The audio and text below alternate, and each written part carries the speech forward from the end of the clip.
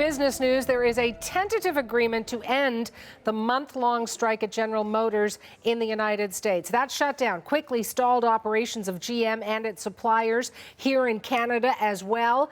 We've got our business host, Jeannie Lee, watching this story. What do you know right now, Jeannie? Well, Suhana, we have an announcement from the United Auto Workers, which of course represents the 49,000 workers at GM at U.S. plants. And from the union's mouth, there is a tentative agreement. And that's not all. Here's what else the union is saying about that agreement. The elected national negotiators voted to recommend the UAW GM National Council accept the proposed tentative agreement, as the agreement represents major gains for UAW workers.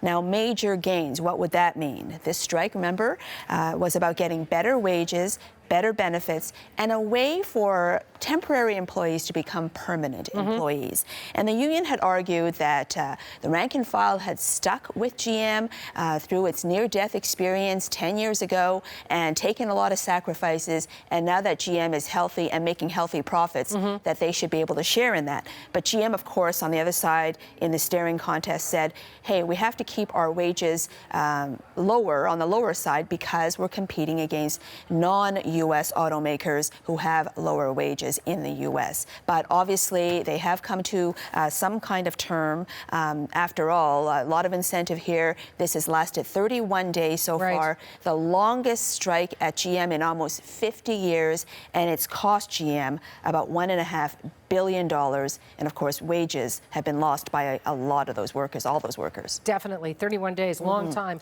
Just tell me more about the impact on this side of the border. Well, we saw that it was almost instant, where you have this integrated, closely knit supply system of parts and completed sections of cars going back and forth across the border for further processing.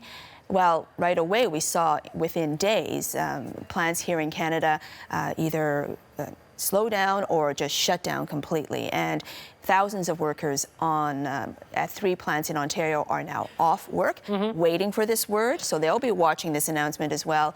As to whether this means a quick return to work, not instantly for sure, because even if there is a vote, it'll take about a week to get going, the ratification vote, and then everything has to gear up again. So a shutdown, you can feel it quite easily, but a gear back up will take a little longer. Thank you, Jeannie. You're welcome.